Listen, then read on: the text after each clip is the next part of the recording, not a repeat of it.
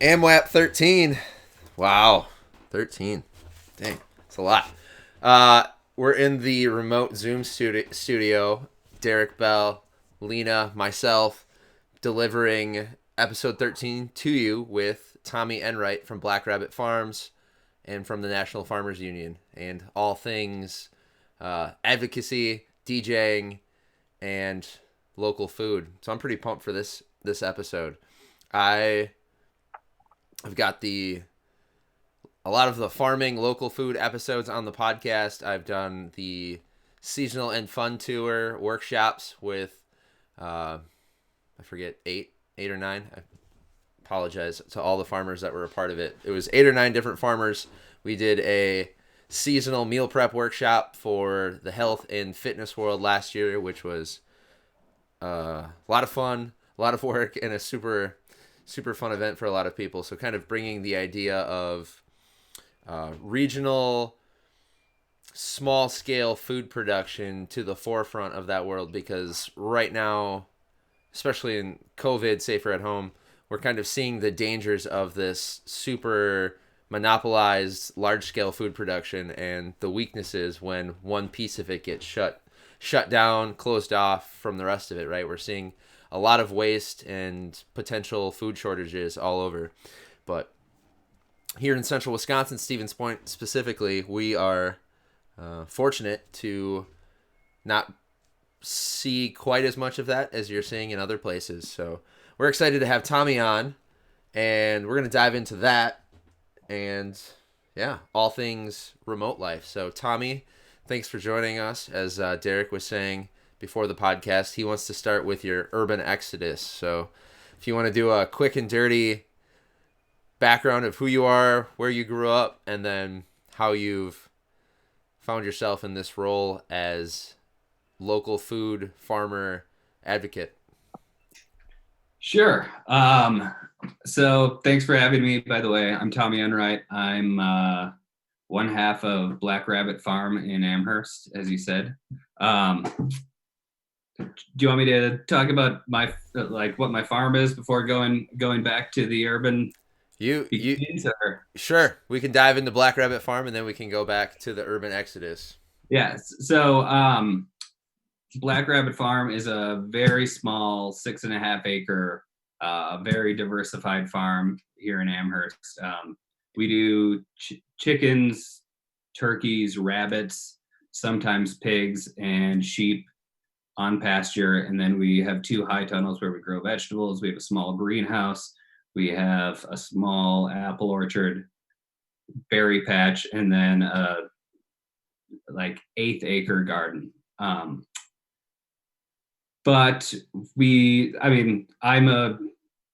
don't think that I'm technically a beginning farmer anymore by the USDA definition. I don't know, but I did not start off farming. I grew up in the Green Bay area, just in a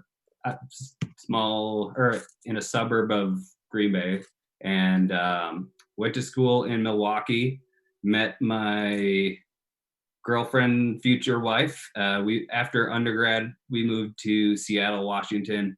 I worked in the music industry out there after being on the music industry intern circuit for a couple of years. I ended up booking concerts, and I was an on-air radio DJ at a radio station called KEXP. I wasn't a heavy hitter there. I was on the graveyard shift on the Thursday to Friday overnight, but nonetheless, it was a lot of fun.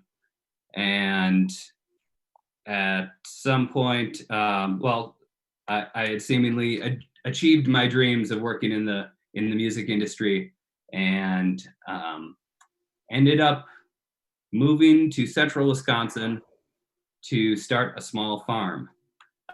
So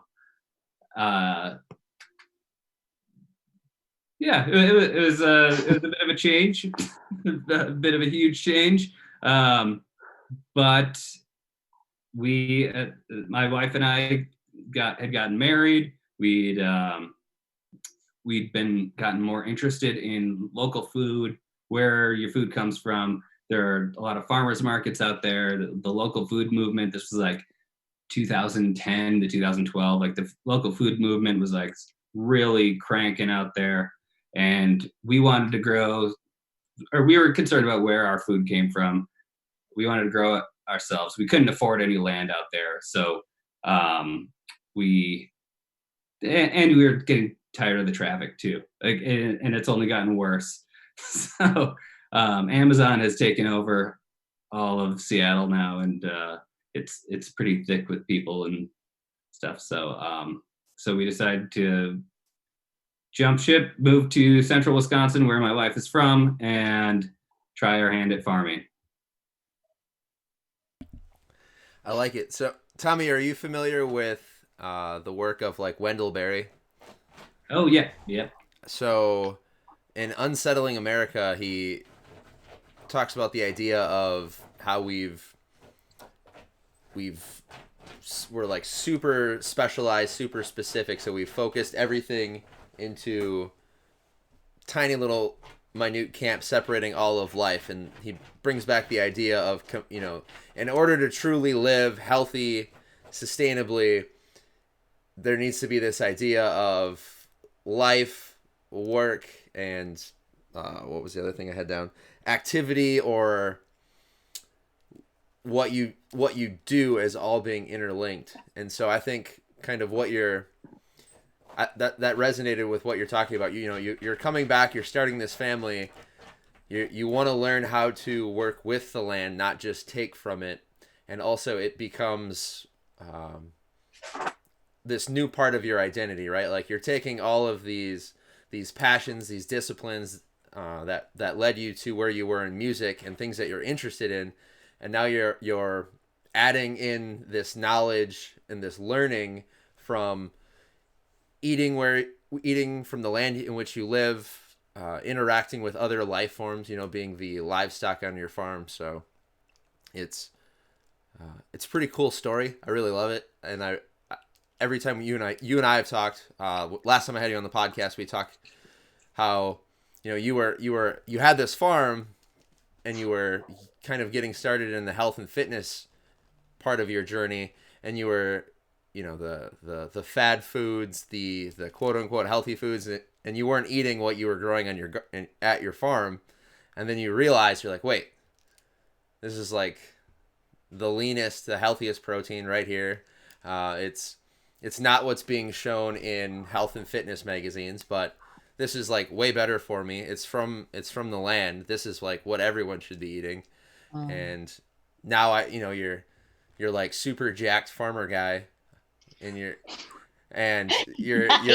doing your it's just cool to see the transition, man. Like the last time we talked, you had just started doing like your lunch workouts. You got out, I forget how long. The running, yeah. You were doing, you and I forget who else. It was a friend of yours remote. You would like challenge each other to lunchtime runs. And now I don't watch many social media stories. There's like a few select people.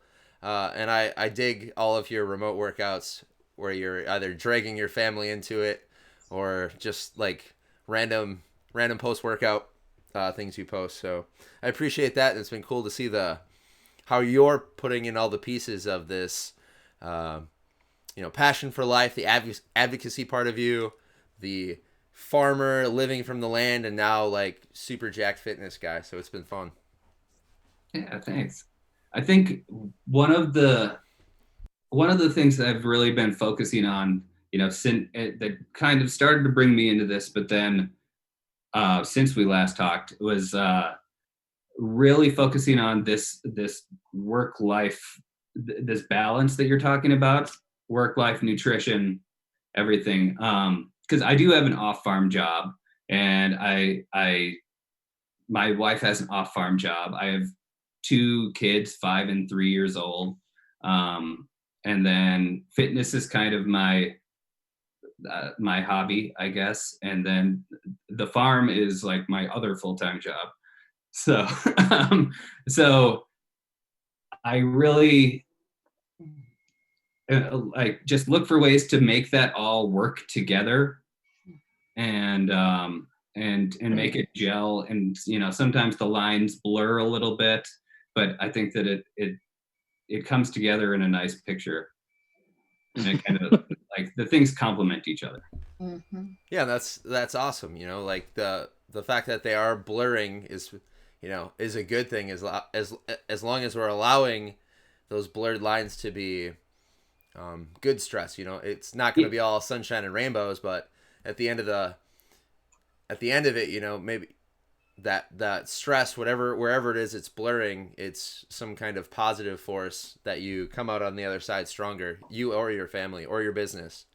Yeah, I should say that like the off-farm job, that line doesn't blur at all with my family life at all. Like my wife does not know. Like we might have hired someone like 4 months ago, and my wife's not aware of that. And stuff like that. I don't talk about work outside of work at all. Which is, I don't know. It is, but I love what I do, but I guess I do have a stark separation there.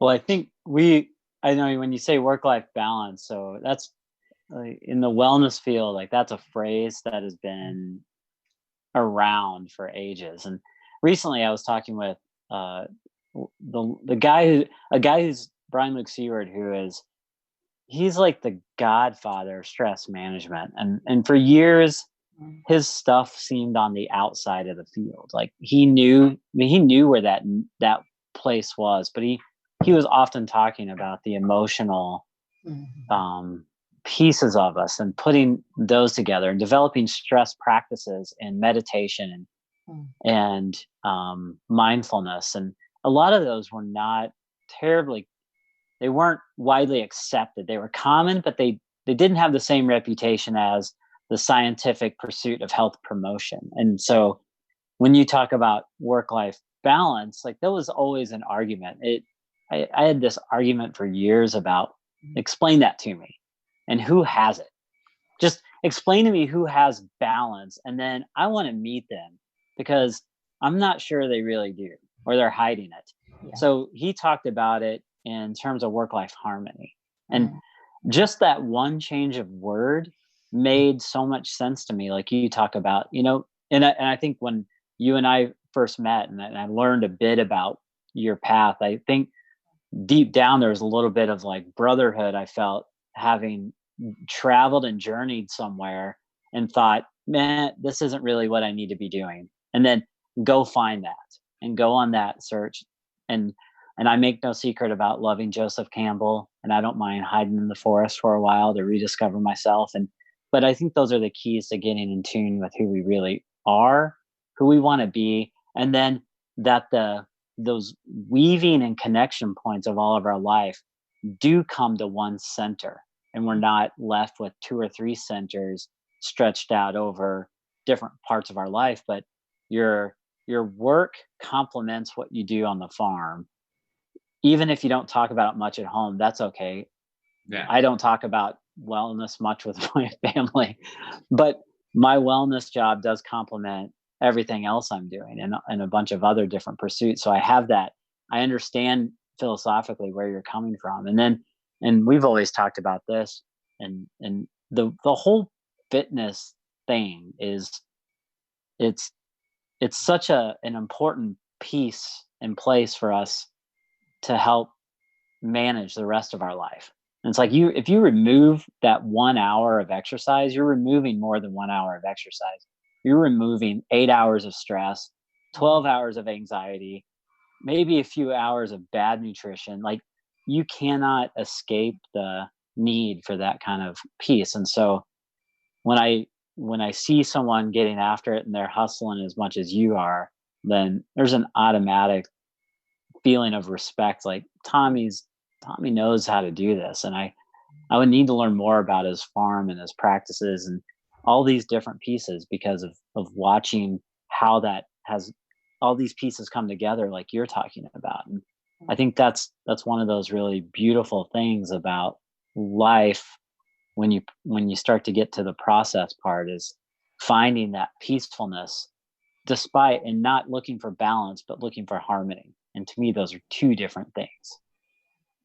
Yeah, I think that's a perfect way to articulate that. Because I think that's what we have to continue to strive for. And obviously it's never going to be perfect, but, you know, edging closer to that harmony is kind of, you know, a noble pursuit.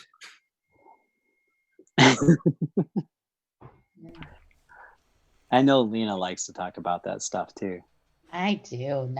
I don't even know how to be linear right now. There's sentences required in this format. My brain is gone. So I pulled up a really nice picture of the hero's journey while y'all were talking just now. And so in this picture, there's 11 steps, you know, from the status quo, you work around the dial. And so I'm thinking like 12 things, but let's see if I can get to one. So the one on this dial, right? So it's at about, I don't mean the one, I mean the first step on this dial says the call to adventure. So we asked you about your exodus. When did you, and I'm sorry, I forgot your wife's name. Sam. When did you and Sam know that the exodus was starting? Like, you're like, oh, this isn't just an idea. Like, there's actually a call to a new adventure. What did that feel and look like? And I'll tell you why I asked, because I'm hoping that in this COVID quarantine, there's a call to adventure for our society and for us individually. So how do we recognize a call to adventure?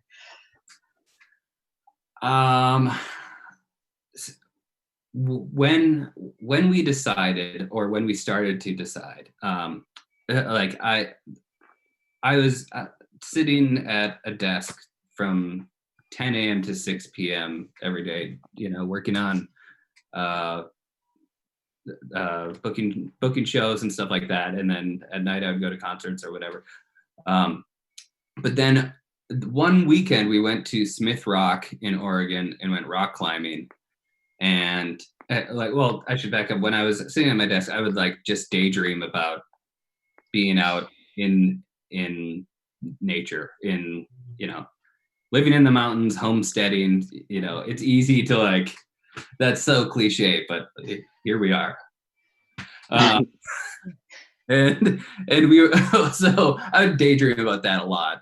And we were already on our local food kick, but we went rock climbing in Smith Rock, and on the way back, I guess I worked up the courage, or maybe I was just, I don't know, talking out of my ass, but I was like, what about moving back to Wisconsin and starting a farm? And this was after years of me saying I was never moving back to Wisconsin, and I wouldn't be able to find a job in Wisconsin doing what I was doing, etc.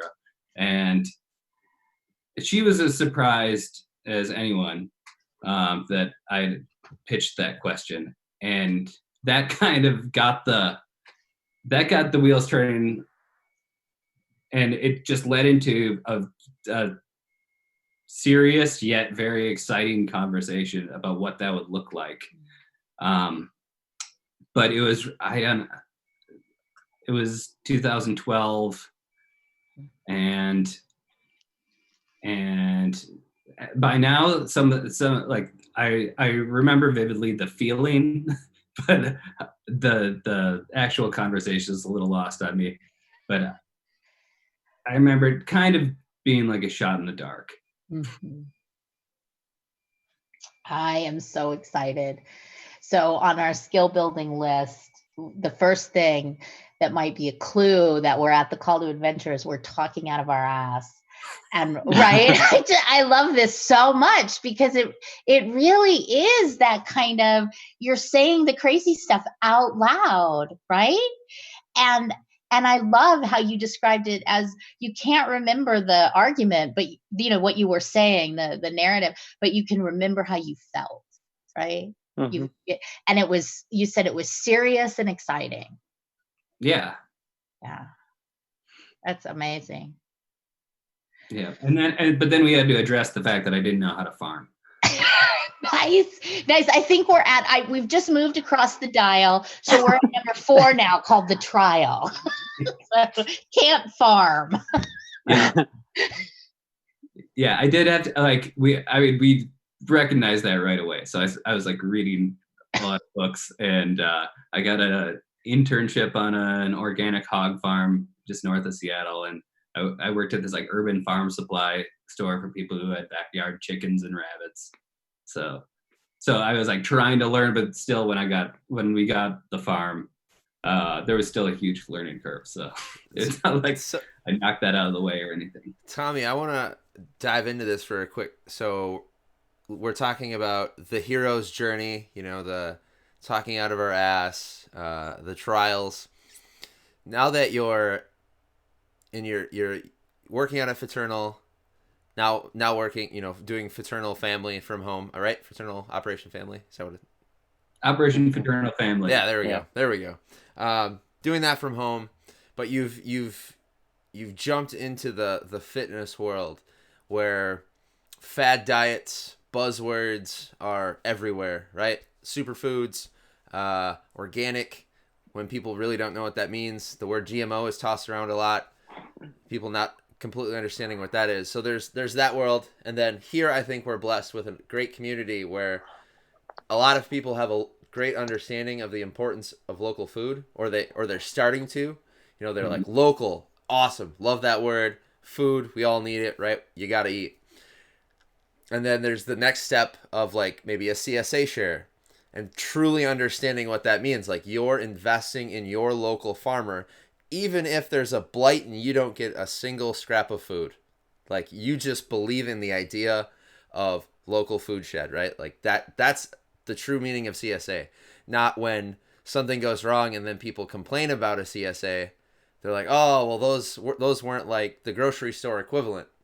Well, there's a lot of other things going into this whole process. But I guess I'm talking about the hero's journey of the average health and fitness person, right? They're kind of being exposed to these ideas for yourself, I guess. How do you go from, and then maybe having a garden along with the CSA, like, where do you see people benefiting right now in COVID in their own hero's journey? Like, what would benefit people? I don't know. I think the challenged supply chains, and people rethinking things right now has, I don't know, just opened up an opportunity that people can rethink how they can plug in. I mean, I think most people are, I like to think that most people are somewhat circling the wagons in their heads about how can I dig into my community a little bit more, because we all are looking at our community from the window. And I think that people are starting to internalize what their local communities look like. And I think part of that could be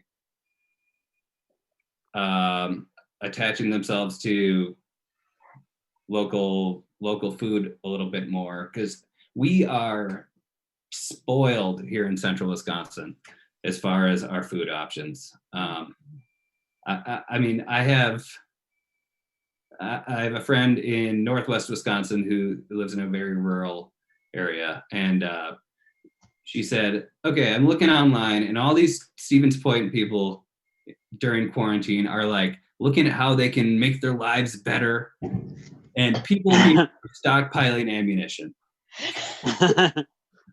waiting for the looters to come. But I think that's because, we have a very strong community, but there are so many options as far like there's no food shortage if you start plugging in with the local farms. We all are producing enough, and I think for local fitness people, if they want to get the best stuff out there, like the most nutritious food is not from a concentrate. It's it's from whole real foods, and they're surrounded in it. And I like to hope that as people start thinking about their local communities, they can start bringing that part of it in, because I mean, the benefits go both ways. You're going to have a better product, or you're going to have a better nutrition plan, a better healthier life, and you're also supporting other people that can continue doing what they're doing. I mean, it's not a huge secret that people aren't getting super rich farming, and and I think that there's some misconceptions about the cost of local food versus the cost of production, because that margin is very thin. But yeah, if local fitness people can connect with local food producers, I think that everybody wins. I love it. Hashtag gains.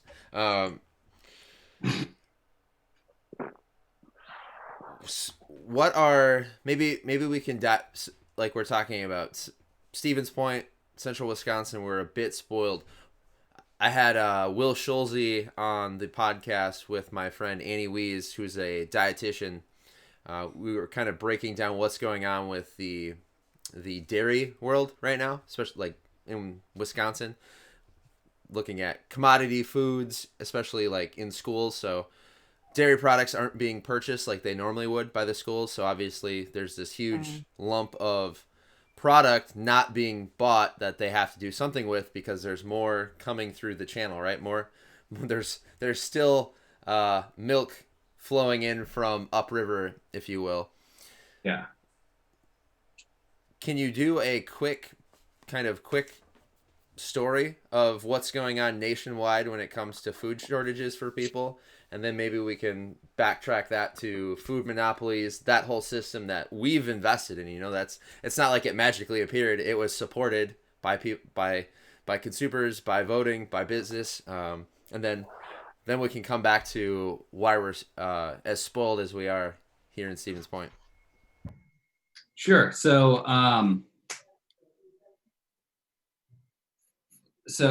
in particular with dairy right now, which I know that you just went over this, but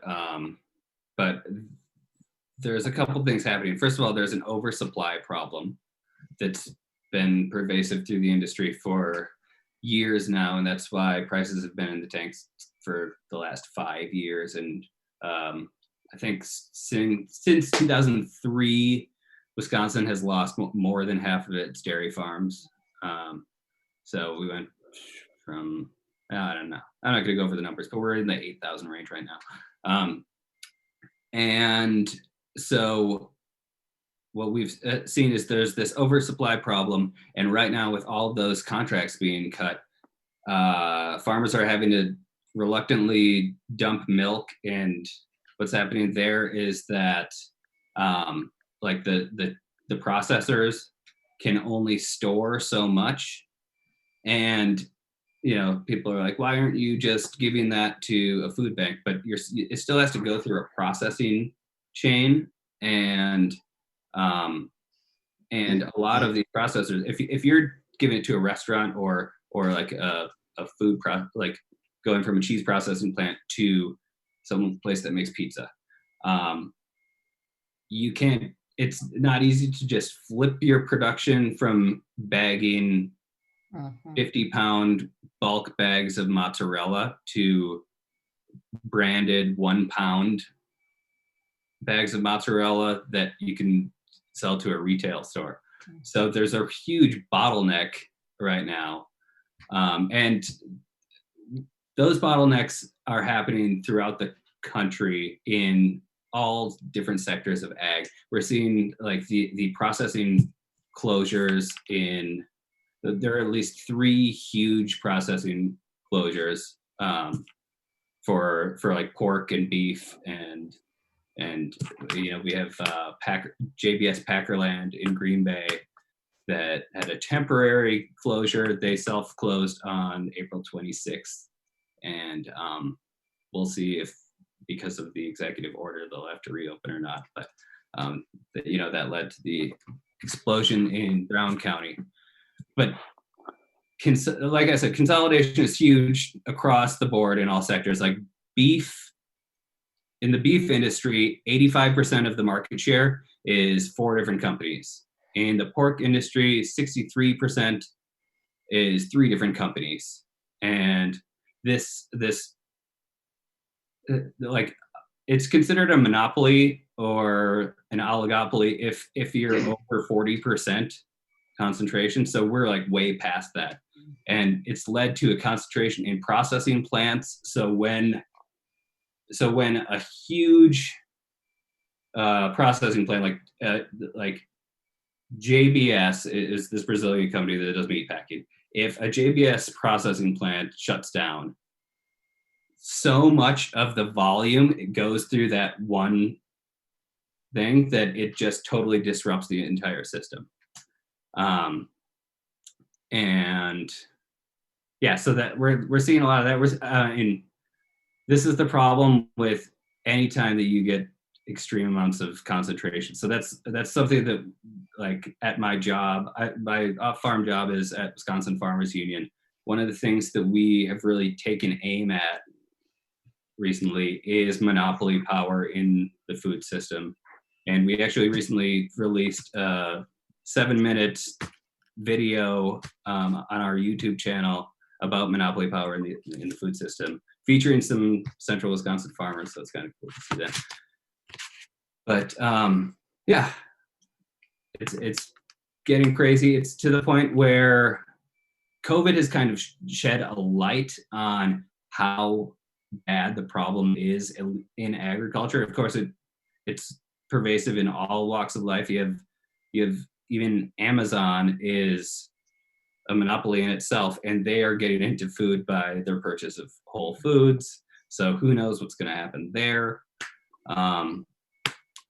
Walmart is vertically integrating, so they are owning their own processing facilities for Walmart milk. And when these companies get too powerful, it weakens the competition. It crowds out the smaller enterprises, so that, like, the mom and pop places in your town are gonna, not be able to compete. And then people get disgruntled. They have to move in town. Our rural schools go away. Our rural hospitals go away. It kind of, like, we've seen the trickling effects already throughout rural Wisconsin, throughout rural America. Love it. Thank you. That was awesome. So it kind of, for everyone watching and listening, that's like, okay, either that went over your head or you don't understand, it's not making sense how that's. I was a little rambly too. I loved a good ramble. But bringing that back to this, like what we talked about in the beginning, balance versus harmony. We're talking about the vertical integration. We think that's balanced, right? Like in our minds, we can simplify everything into this system that's one straight line and where it's quote unquote balanced. Yet something like COVID comes along, and we see how unbalanced that system is, right? Like we take out one processing plant, and you see these pictures of piles of dead cows, or piles of dead pigs sitting out in just a parking lot. It looked like on some of these processing plants, because there's nothing to do with it, or at the farms, excuse me, or gallons of milk being dumped out. Like, you see how weak and unbalanced that system is, and then you compare that to not perfect by any means, but more of the harmony like that's been created here in central Wisconsin. Just to use it as an example, you mentioned 6 producers for beef and pork, yet you go to a farmer's market, there's 18 stands in just one small area, just to compare the difference in food production. Or if you drive by, I always, when I start fanboying local food for people that want to learn more, I always tell them to go out to Liberation Farms and do a farm tour with John and Holly, and they'll blow your mind with just their driveway, with the amount of food you can produce with perennial foods. So that, the quick quote unquote ramble you just gave us, which I loved, is important for people during this time to truly understand and appreciate, because I think with more awareness for the harmony we're all searching for, I think we're going to be able to come out of this, like we're talking about, bringing it back to the hero's journey. The reason I interrupted when Lyna was going through the dial, hopefully we're going to crank it up to 11. Spinal Tap quote right there. Hopefully everyone was paying attention. Because I've gotten so many messages from people interested now in local food, like people I've never heard a peep from about it. People who would normally be too busy to act, they're like, oh, I'm too busy for that. I'm just gonna, go to the store, just buy whatever. Not super worried about it. Food's always been there, right? We live in a time of plenty. Now they're asking like, hey, where can I buy a quarter cow? Where can I buy a half cow? And then things like organic or grass fed are like their one vetting question is like, hey, is it grass fed? Well, we live in Wisconsin. You know how hard that is to have a purely grass fed cow, and what that looks like from the farmer, all that stuff. So having those conversations with people now, and then also more people, like we've had a bumped up CSA purchase from people at the gym and the clinic, which is awesome to see that's growing this year. And I think a large part of it is because we're seeing all these interruptions to our food system, and people are realizing that these, the smaller, local, regional, seasonal foods are a more resilient system. And then also people from the gym have been building their own gardens. So something that something that's, I'll get, farm boy out there playing in the dirt, because my garden's at the gym. So people, I hear it every day. Or if I go help out Joel at his farm, it's, oh, this is farm fit, this is functional fitness. We'll see how your gym muscles, and then I outlift and outwork everyone, because it does carry over, which I'm sure you can relate to. So I'm curious if you've gotten any shit from the farm world now that you do CrossFit, because I come into the farm world from CrossFit and get the jokes nonstop. So I'm also curious what that is like for you. But to bring it, I do.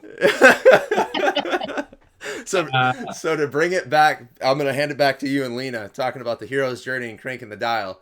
That was just a little side tangent. I wanted everyone to kind of to really appreciate how awesome our food system here is in central Wisconsin, and how resilient it has become. Because in light of this, like your friend, Northwest Wisconsin, they're not talking about like local food, CSAs. It's, hey, we need more bullets, like more and more ammunition. So I laughed earlier, but it's a scary thought. And one, a lot of people, we don't take into consideration, because we live in this awesome little bubble here that I want to continue to see improve through this. So yeah, I think I'm done talking. To hammer home the resiliency that goes with the diversified farm, is that like the example that I use is the reason why I'm so diversified is that then I'm not, like, if one thing on my farm goes wrong, that's not the end for me. Like, I didn't have all my eggs in one basket. Like, okay, last year I grew the exciting new product hemp, and the market completely dropped out right around harvest time. So I invested less than $2,000, but I have not seen any of that return. and yet my farm can still go on, because hemp was one part of my system. I still had the vegetables. I still had all my meat. This year my greenhouse crapped out. The pilot light on my heater went out unbeknownst to me, and I lost half my tomatoes and peppers. But I still have the meat. I still have, the other stuff going on. So I can work around that too. And it's just kind of, if you take that on a bigger scale, for a whole food system, the more reliant you are on one customer or one supplier, the more likely that you're going to go under when that one thing gets taken away. But to your other point about getting crap, from your friends. I have gotten crap from at least 2 farmers because of what happens on Instagram. Like, I just was shoveling hay out of the hay mow today. Should I put that on Instagram, Tom? 100 over the shoulders. Yeah. So then I did, out of spite, I did put me throwing a bale of hay on Instagram just to stick it to him. Yeah, I like it. I love it. I like it. All right, so let's bring it back to the dial. Where are we at, Lyna? Let's continue on this. Well, I think you just took it up a level. So let's good. follow that. So Derek's been helping us think about what's our new normal going to be, and you all started talking about a possible new normal in food systems, right? So what we're doing now is a huge percentage of the population is really mindless about the food chain, right? There's a chain, like my grocery store always has that, and that's where I go. And right, it's just that linear, like, A to B process. But in fact, it's a really rich, and as the two of you were talking about, weak food chain, right? For a whole bunch of different reasons. So we've got that. That's one thing that we might want to change. I'm about to toss it back to you, Derek. So I'm going to ask you a question in a minute. So we want to change that. And then, but we also, it's just really interesting. So I teach strategy every once in a while, and vertical integration is like, from an organizational perspective, like, achieving vertical integration is really efficient, really seen as essential and profitable, right? So I came up with a couple of questions here. I think when we talk about balance and harmony, I think we need to add to that who's balance and who's a harmony, right? For who's good. And so, Derek, as a strategist, if you we're not just looking at wellness at a personal level, but we're looking at wellness at a system level. How can we use the hero's journey as a society to rethink our food system? What does that look like? It's a pretty heavy question you got there.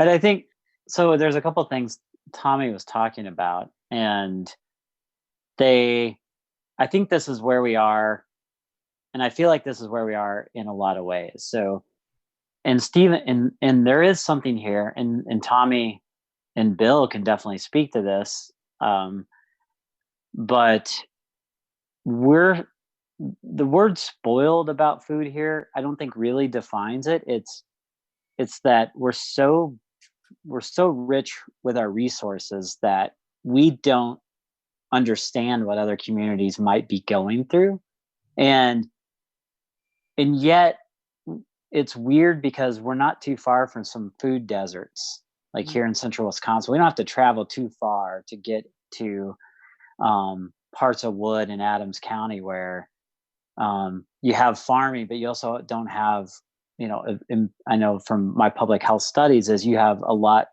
of, you may have more convenience stores than grocery stores, and you have less fresh food per capita. And there's all these different data points that point to this.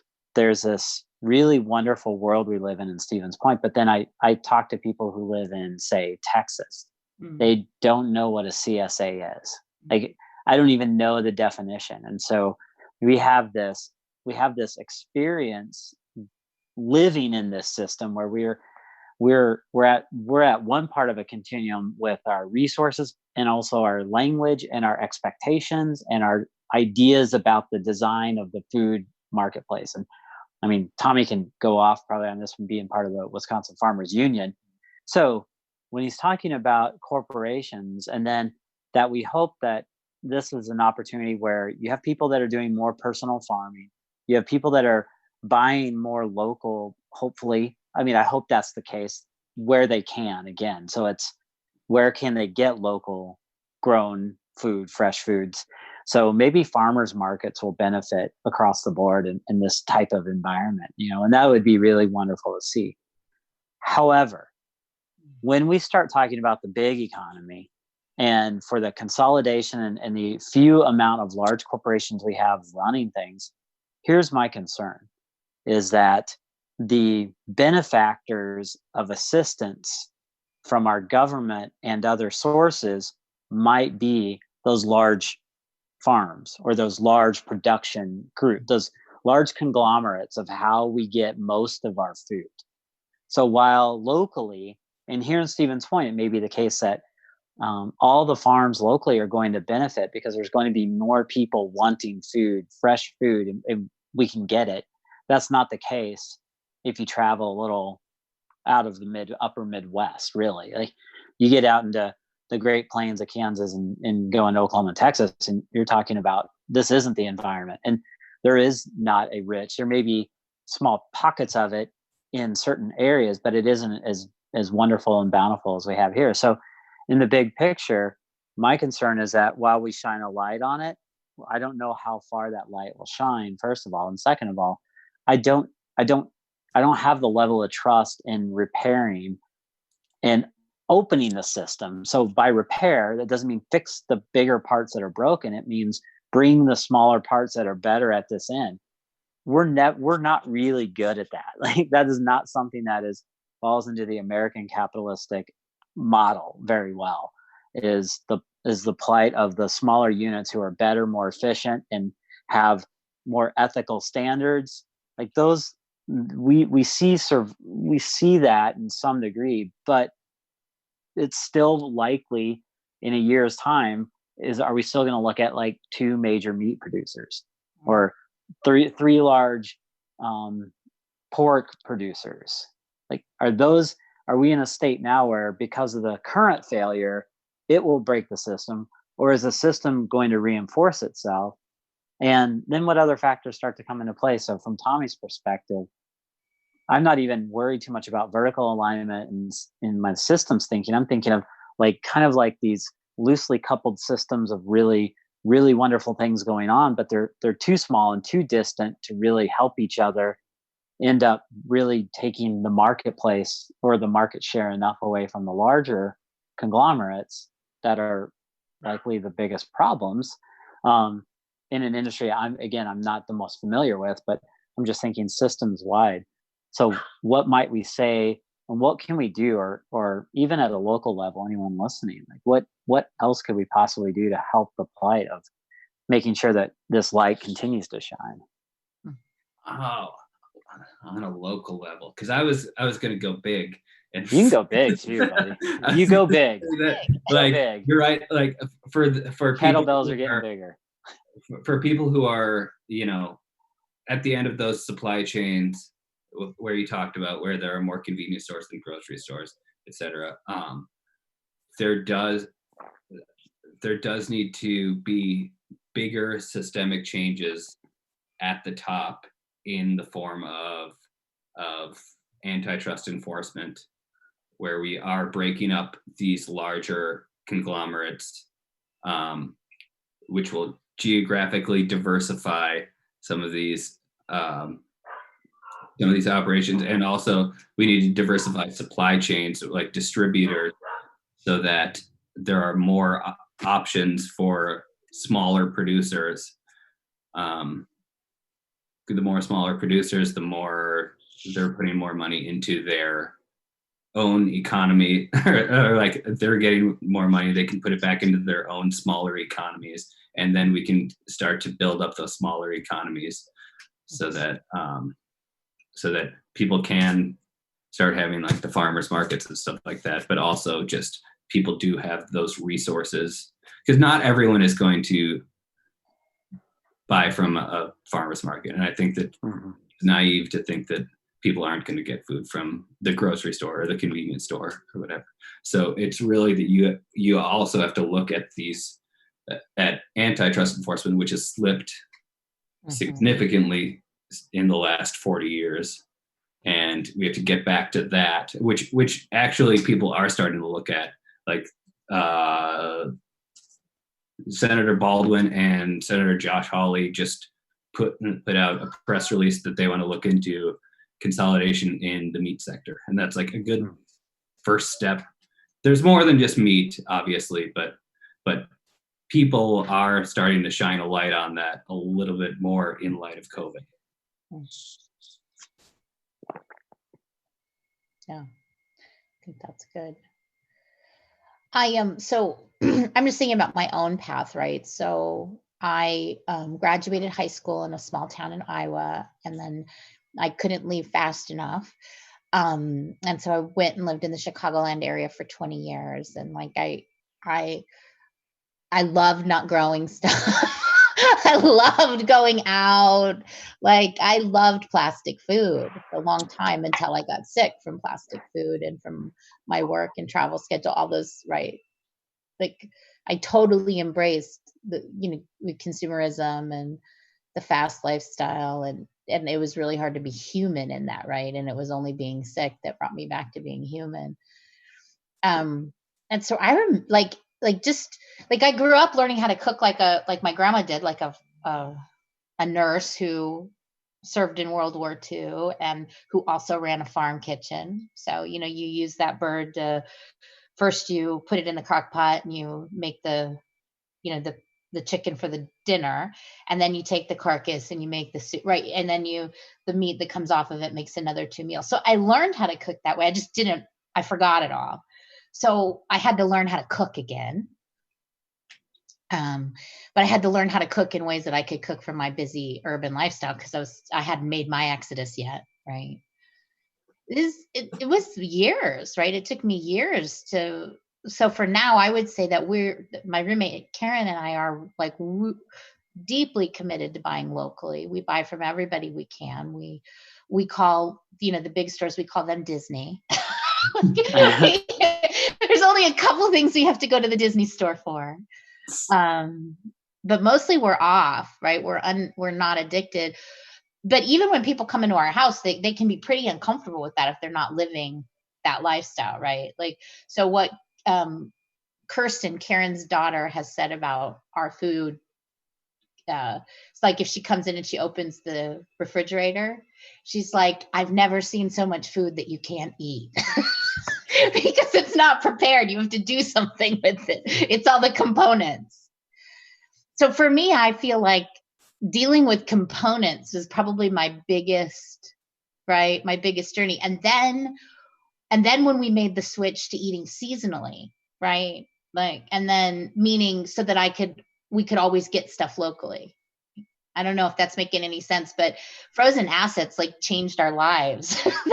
Farm sheds, frozen vegetables that are local and organic. Like we can still eat something really yummy like a pepper when it's or corn when it's So why am I rambling? Because I'm thinking about my own transformation, right? And it has always seemed to me, and this is my activist soul, it has always seemed to me that if we could just change buyer behavior, that I have a drive to change buyer behavior, but I've been thinking about it and changing my own behavior as a buyer for years. So how do all three of you, how do buyers and systems interact? And where is, like, we're talking about scales of intervention, right? Scale of intervention at the individual, scale of intervention at the macro.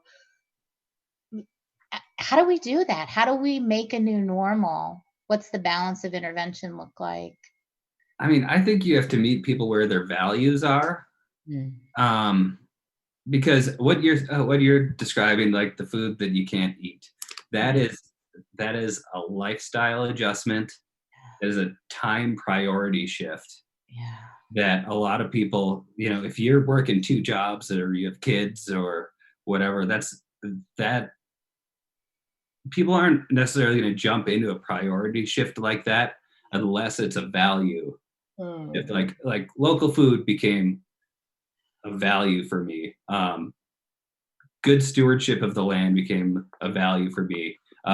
Overall health and fitness minus beer drinking became a value for me. and so I was like, that's why I was able to get to that point. And that's like overall health and eating seasonally, like you build these things up, but it takes time. And I think that people can't just jump in with 2 feet and then start doing that. So I think part of it is just conversations and meeting people where they're at, and then trying to move that needle, try to explore our habits, and then that's how you can kind of maybe shift some priorities around. Well, I think what you're saying really is the absolute crux of any behavior change. So what we're really asking out of people is is this a kind of behavior that makes sense to you and feels like it's part of you? Because if it's not going to happen. If it does happen, it's not going to sustain itself. Bill and I had many discussions about this from being coaches and then working in an environment where you have to continue to make steps forward to continue to grow. You can't do that if you haven't discovered your why and your purpose for doing that. That's completely based on your values. And if you haven't sorted that out, then there's not much that's going to keep you sustaining that through waves of your motivation or your influences or moving or life's challenges are going to throw you off your course if it's not tied to your value system. And that's where, and that gets back to kind of what I was saying earlier, is like here in central Wisconsin, our value system is around food is we're really blessed that we have people like you and the entire community that are teaching us and then showing us that you're involved in the community. So I trust you. So I trust what you're doing is wonderful. And food is then becomes part of that picture too. So it's these steps of education and growth, and a lot like what you're describing is communication and trust and all those things that we need to do. But also what I hope is that this environment, and we've been talking about this with everyone, and I've had almost every conversation I've had about COVID involves finding meaning and purpose. So there's some searching going on. And so the key is that to make this behavior change sustainable is that we address the value part of it. Because if you just bypass that, then you're not really making a behavior change. You're band-aiding something. And then eventually it's going to come off and people are going to go back to do what they do. But if their values have shifted because they've been exposed to some things that are not right, or they didn't think about. And a lot of what's going on right now is I didn't have time to think about it, but now I am. And man, there's some things I need to change. And the whole part of where food fits into people's lives, I hope is part of that. It's safe to say it is if you watch Instagram, because but I mean, that's just advertising for the best life. That's not really what's going on. But what I do hope is that we're building the proper mechanisms so that people who have that value can attach it to their food and say, that's got to be part of this whole picture for me. So I've got my family down. I've got my work down.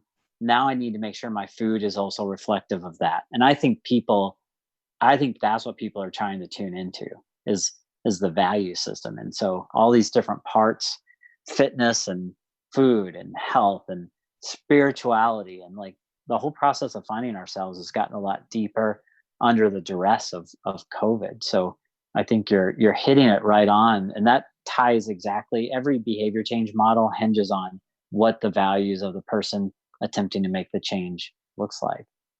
And so I think that's really our goal here, is to attach these values to meaningful pursuits.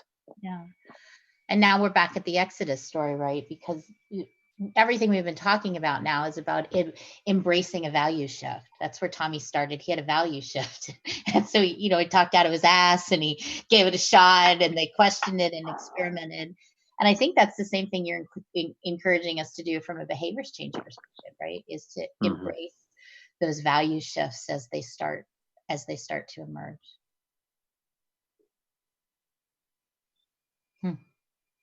So I've got 4 principles. Number 1, be okay with talking out your ass.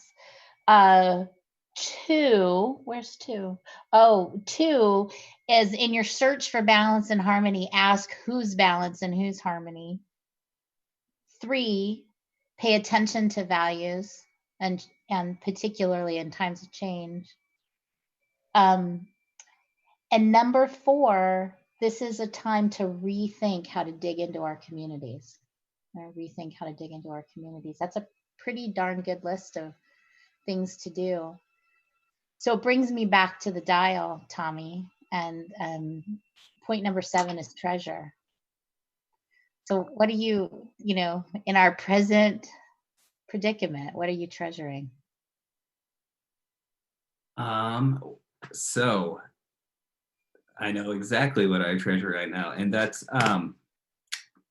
obviously I'm spending a lot more time with my kids, which that could be an answer in itself, but we have a bird feeder outside of our dining room window, like off our back porch, and my 5-year-old and I are really getting into like getting out the bird book and trying to identify whatever is out there, and then later we'll like kind of quiz each other like, oh, what's that one?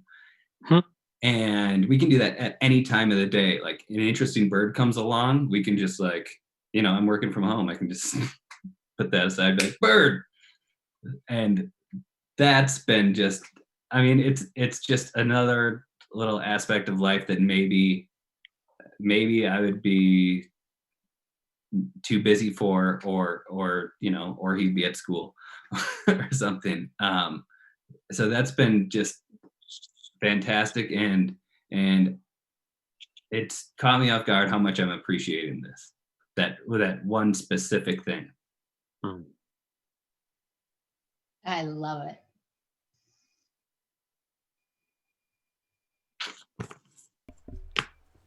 Agreed. So we're at Lyna. How many more do we? You said there were 12. Oh yeah, so we're at number 7, treasure. There's 4 more. All right, because we're at an hour, and I want to be respectful of everyone's time. Otherwise, we walked the dial pretty good. I'll toss you a potential wrap up if we're at an hour. Number 10 is new life. So what? New life, right? We could turn that into a wrap up if you wanted to. I like it. Because we got to really try to keep them at an hour. I yes, rambling. No, it's Derek and I's fault. We do this. It started as 30 minutes, and now it's an hour.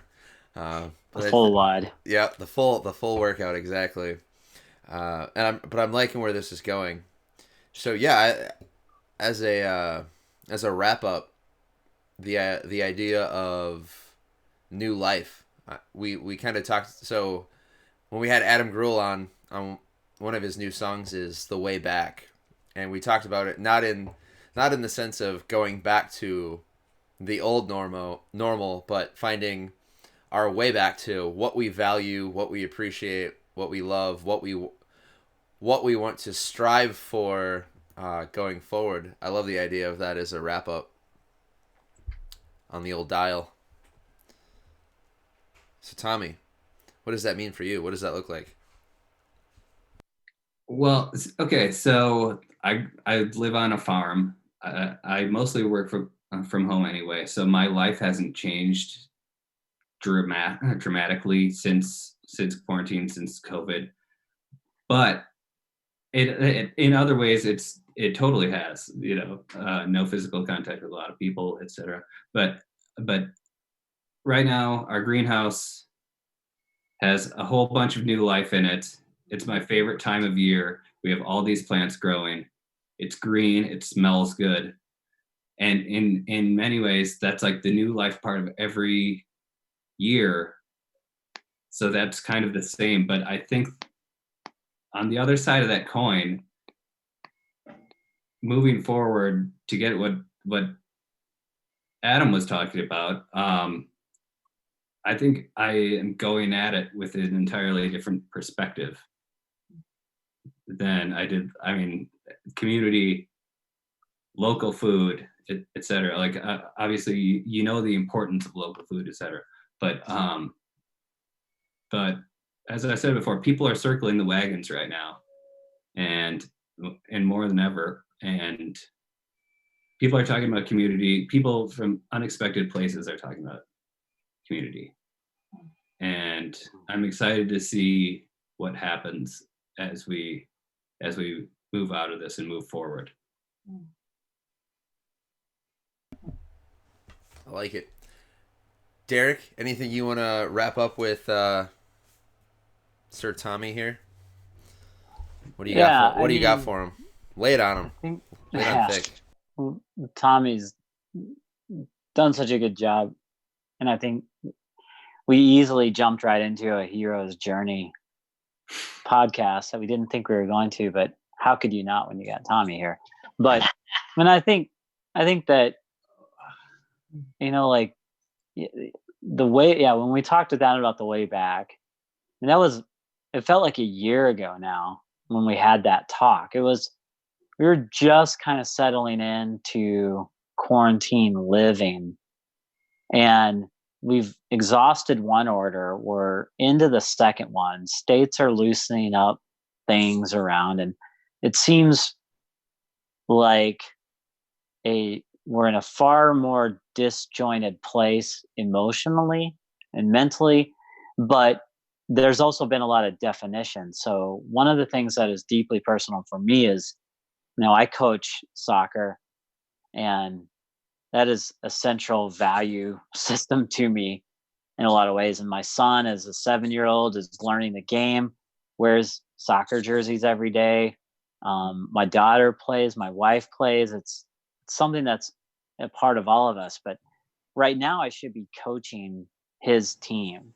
And right now, and I kind of, you know, as we were getting through these days, he and I would go out in the backyard and we were playing one-on-one games. And like your moment with a bird feeder, like he's learned and developed moves that I didn't know until I was like 10 or 11 and 12, because he's been playing against me for 6 weeks now, every day. And I don't let him win. So I'm making him play and learn, you know. And then I thought, though, I felt a lot of this coach guilt about all the other kids that I'm not helping right now. And I had this horrible feeling about everything being canceled. So the definition of it is clear. Everything has been canceled. So there is not going to be a spring, summer soccer season for these kids. And that made me terribly sad. But I know that that's what happened. Like I felt comfortable about that definition, but now I feel like I need to do what I can for those other kids too. And so I asked the parents of the team today, what can I do? What do you want? How can I help your kids stay in love with this game till we're able to play again? So when you talk about a new life, I think as much as we're all accepting the place we were in, I think for me, that was a very emotional, like, final straw that this is life, that I'm not going to be coaching this summer. And I hope to be coaching this fall, but I'm not sure. But I know that I'm still a coach. And what does that mean? And so that part I had kind of put on the back burner of my heart and my mind until today. And it was pretty heavy thinking about it, but that's the new life, is exporting what you can, because someone probably could use a little help.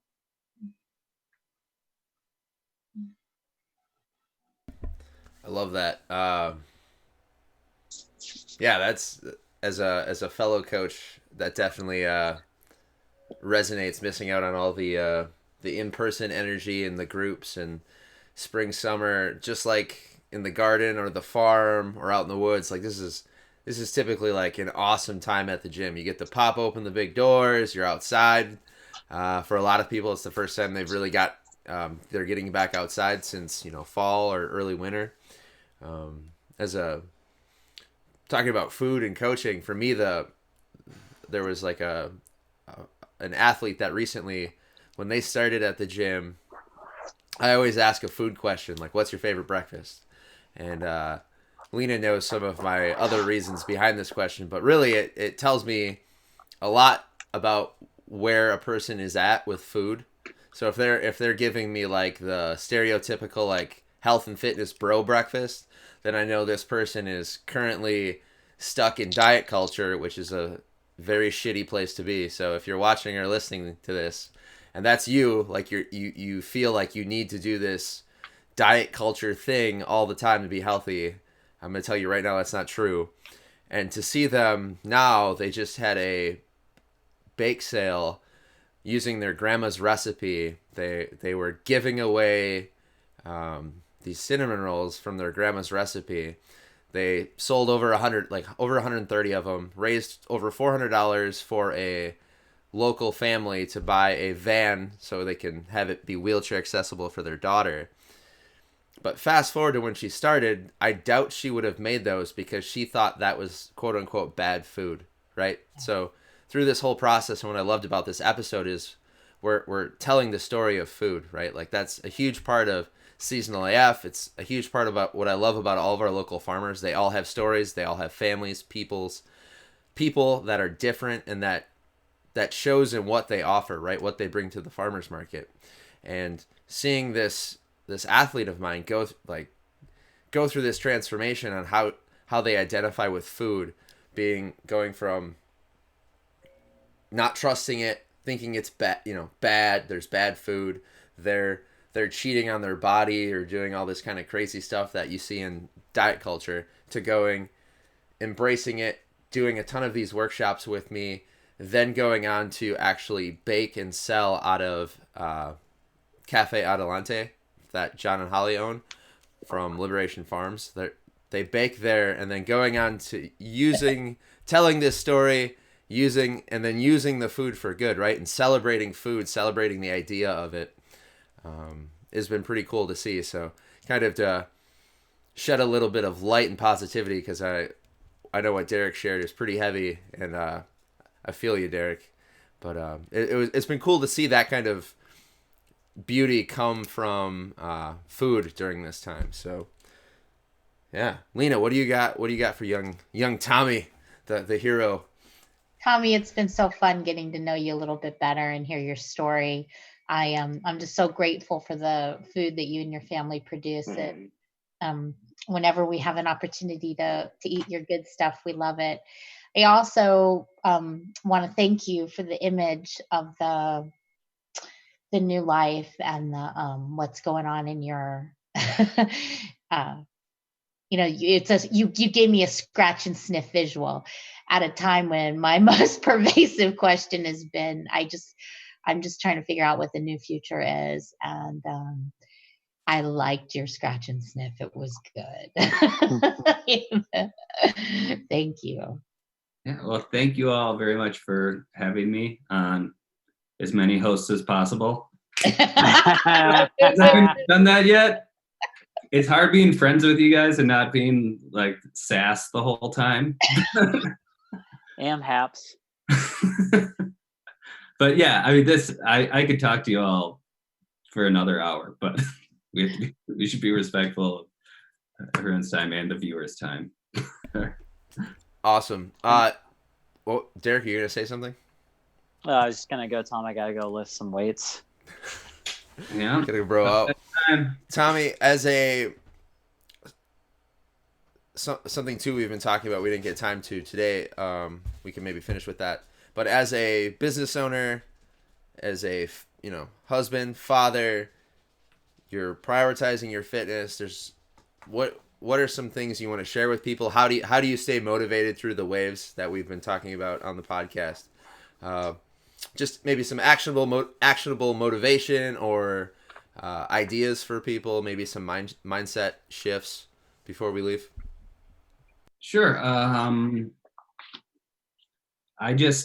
I try to remind myself of my values, and I try to remind myself of the habits that I want to have.